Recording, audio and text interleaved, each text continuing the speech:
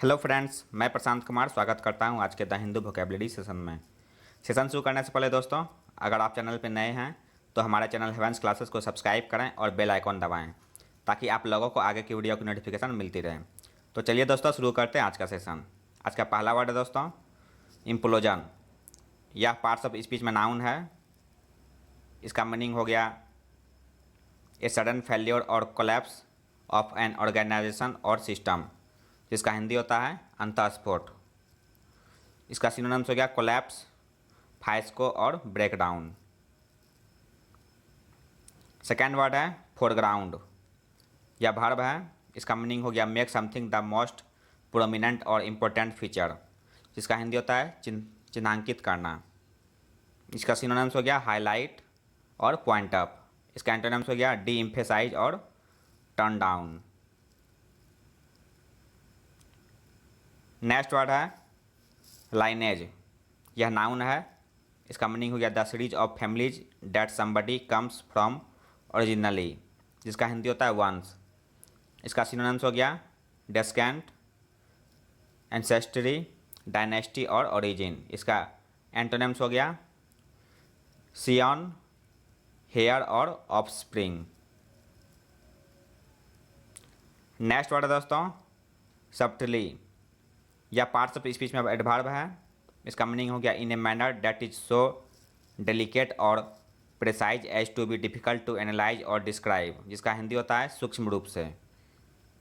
इसका सिनोनिम्स हो गया फाइनली, डेप्थली और टैक्टफुल्ली। इसका एंटोनिम्स हो गया हैवीली और स्ट्रांगली। नेक्स्ट वर्ड है एस्वेज। यह पार्ट्स ऑफ स्पीच में वर्ब है। इसका मीनिंग हो गया make an unpleasant feeling less intense, जिसका हिंदी होता है शांत करना या कम करना।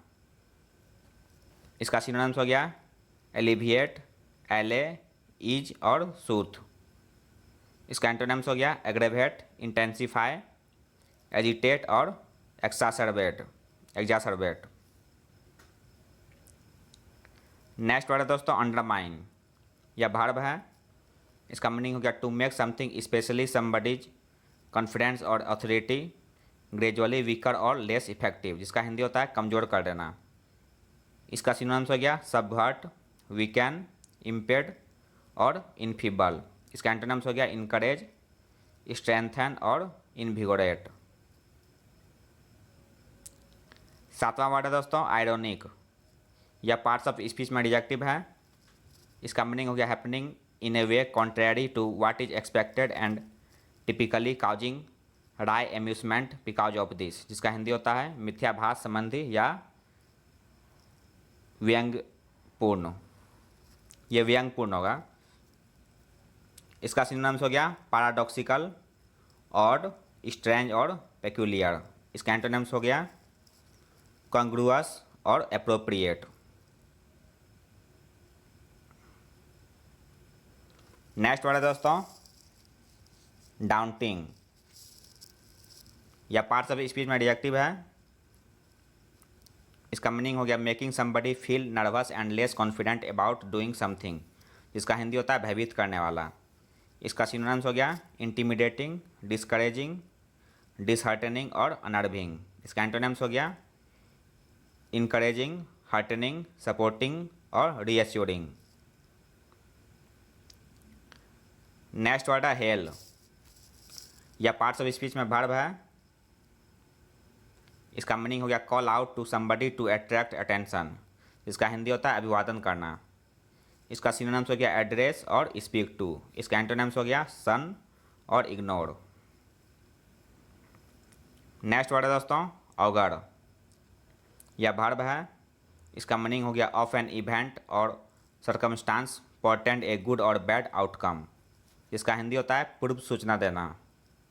इसका सिनोनिम्स हो गया प्रीसेज, बोर्ड और प्रिडिक्ट।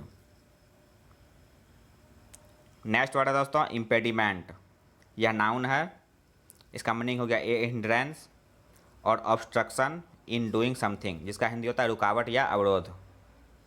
इसका सिनोनिम्स हो गया रेस्ट्रिक्शन, लिमिटेशन, डेटरेंट और इनकम्बरेंस। इसका एंटोनिम्स हो गया इनकरेजमेंट, बूस्ट, स्टिमुलेशन और सपोर्ट। आज का लास्ट वर्ड है दोस्तों डिस्पाइस। यह पार्ट्स ऑफ स्पीच में वर्ब है। इसका मीनिंग हो गया to dislike and have no respect for somebody और समथिंग, जिसका हिंदी होता है तिरस्कार करना या नफरत करना।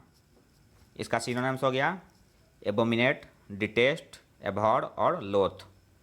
इसका एंटोनिम्स हो गया एडोर, वेनेरेट, एडमायर और रेस्पेक्ट। तो यह था दोस्तों आज का द हिंदू वोकैबुलरी सेशन, जो आपके किसी भी कम्पिटिटिव एग्जाम के लिए महत्वपूर्ण साबित हो सकते हैं। अगर आप चैनल पर नए हैं दोस्तों तो हमारे चैनल हेवेंस क्लासेस को सब्सक्राइब करें, लाइक करें और दोस्तों के साथ शेयर करें। मिलते हैं दोस्तों अगले सेशन में। जय हिंद।